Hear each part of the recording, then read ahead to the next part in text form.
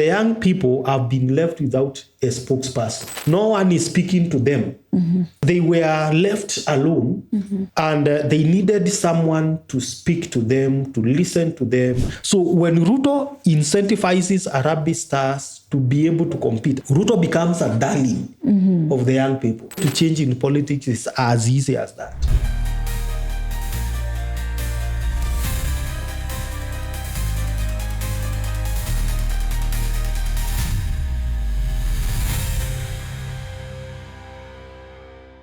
Hello and welcome to the Political Oracle, a segment of the Talk Chat podcast. My name is Jasmine Mumba and I'm joined by Dr. Michael Ndonye. Karibu sana daktari. Asante. How are you today? Good, Daddy. I'm doing fine. Asante.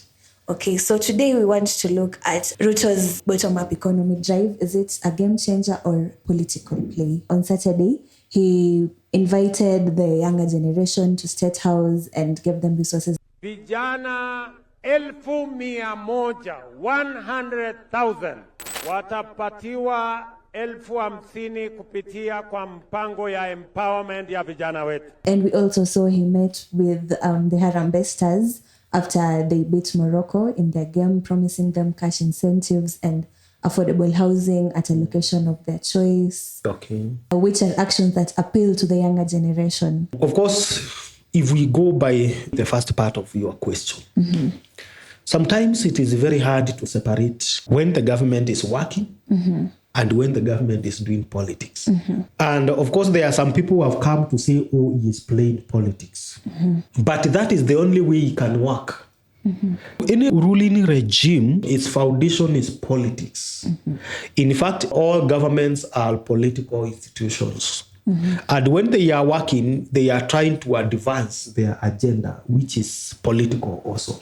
Remember, we are coming from a situation whereby the young people have been disgruntled by the government, especially after the June 25th, when they had commemoration of their last year's protests, where some of them were killed. And also, even this time around, there were a lot of casualties, especially from the young people.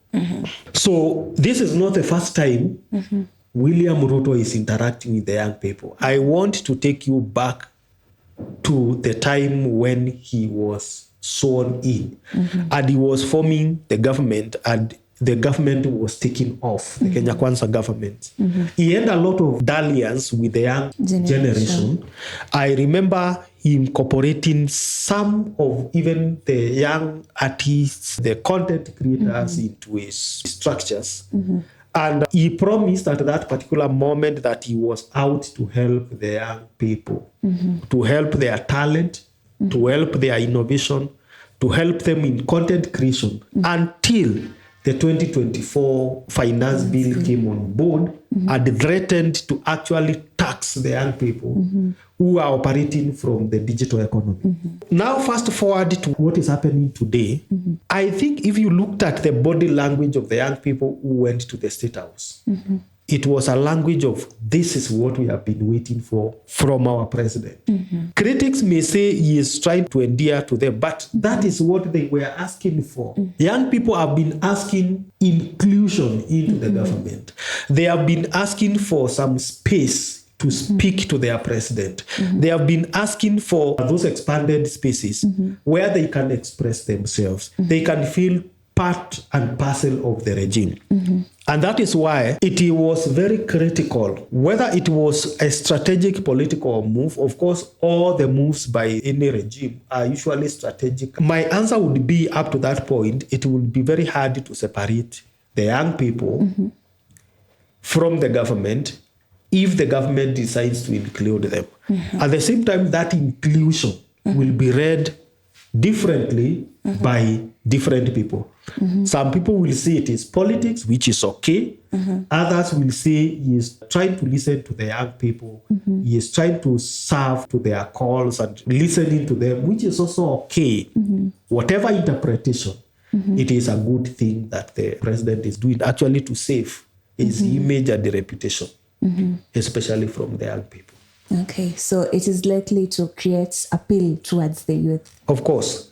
And if you have looked at the reaction from the social media, majority of young people are impressed by what the president is doing to them.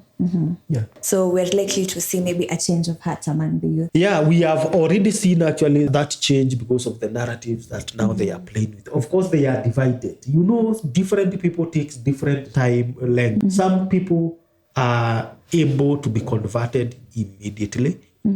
Others are converted after some time. Others are skeptical. Okay. So it is human nature that human beings cannot change all of a sudden, especially if they have had a bad experience with you. So we have seen some youth start seeing it as a light at the end of the tunnel. And they are seeing it as a positive move that now the government can listen to us, the government can invite us to State House, we can eat with the government, which is actually the dream of each and every person. Okay. Yeah. And now, given in recent events, you've mentioned the June 25th protests where there were the casualties and all that, and the younger generation were expressing discontent and dissatisfaction with the president. So this new strategy of now appealing to the youth through sports and empowering them, do you think it can be a tool to now rally their votes towards him? Exactly, and that is what he is doing. In fact, it seems that now William Ruto has started speaking to the young people more than what we expected. The young people have been left without a spokesperson. No one is speaking to them.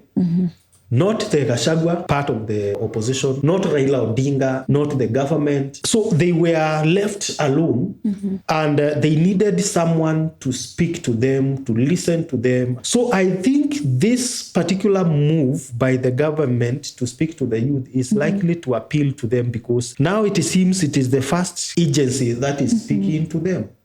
The fact that Ruto is now speaking to them, he is likely to take away their hearts. And I want you to see, even from what he has done with the Harambee Stars, it has appealed to majority of them. Young people between 20 years and 35 years, that's the ages of the youth. Those people like games, number one, so they like soccer. Two, even those who do not like soccer, these are the people who have been involved in social media fight with other countries. They have been expressing online war with countries like Nigeria, South Africa, Uganda, Tanzania, and then, of course, other African countries. And Morocco is one of the countries that Kenyans were feeling, no. This country, especially in the last World Cup, if you remember, those countries in that part of Africa, they usually say they are not Africans. And every young person was in support of Kenya, even those from East African countries. They were saying, please Kenya, punish Morocco. Show them that they are not Europe. They are in Africa. We can beat them. So when Ruto incentivizes Harambee Stars to be able to compete, Ruto becomes a darling of the young people. He becomes a darling of people who love competition, because at the youthful age, people are in the mood of competing. And remember, even before Ruto spoke, I saw Bahati coming on board and saying, I and my wife, we are going to give 1 million to Harambee Stars if they beat Morocco. And people were excited. If Harambee Stars wakibit Morocco, tuna peana 1 million. Yes. Okay? Now when Ruto came and said, I'm going to give 1 million to each of the 47, not the players only, also the other people who are involved. Sasa Bwana Captain, we want to make a deal. For every game you win, every player here gets $1 million. And he actually gave to them 47 million. And now they are being promised to be given more when they beat the next team, which is very easy, by the way, to beat now. Nataka sasa tuwe na deal mpya. Sunday, tukishinda hivi, kila mtu 2.5 million. Kila mtu. Mpaka na watu wa bench. Morocco was a threat.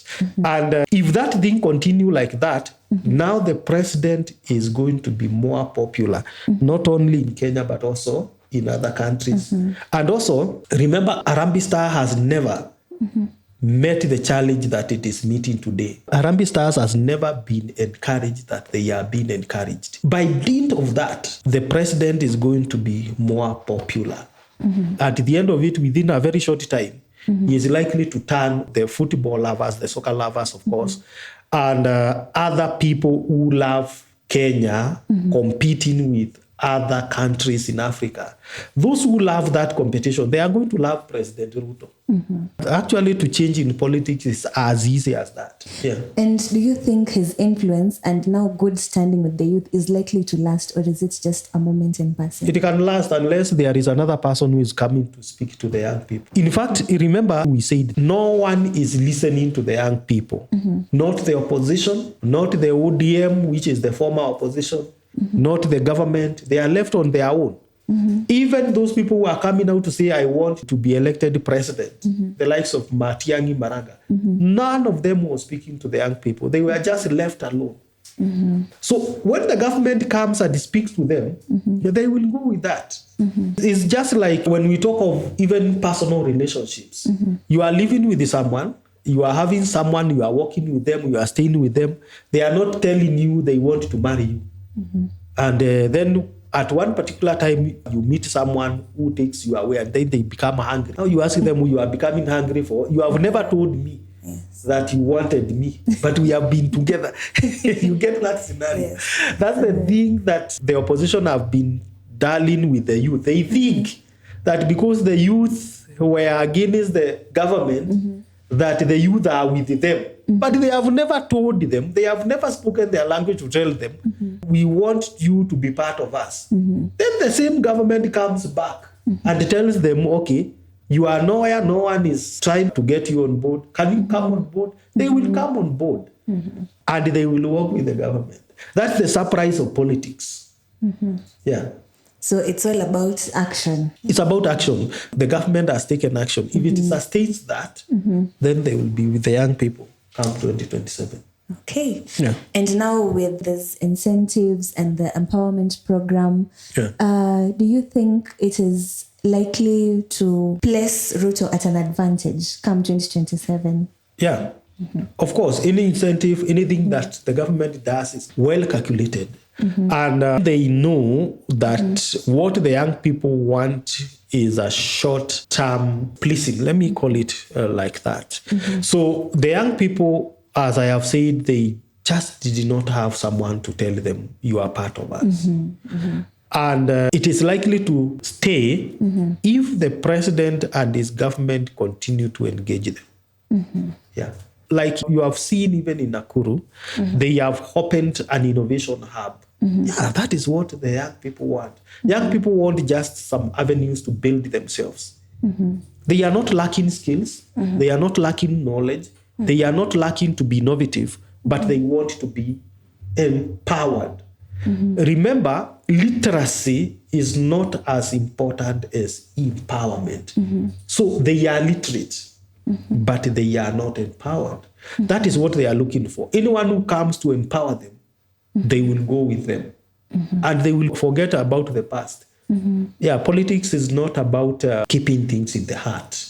Politics is about forgiving and going forward. Okay, and now finally, the incentives and the empowerment program, are they to make actual change within the social and economic landscapes for the youth? Or is it likely to serve just as a temporary boost for his re-election come 2027? Of course, every action by the government will be temporary. The problem of politics is that you have heard critics say, first of all, what the president should be doing is to build the capacity first.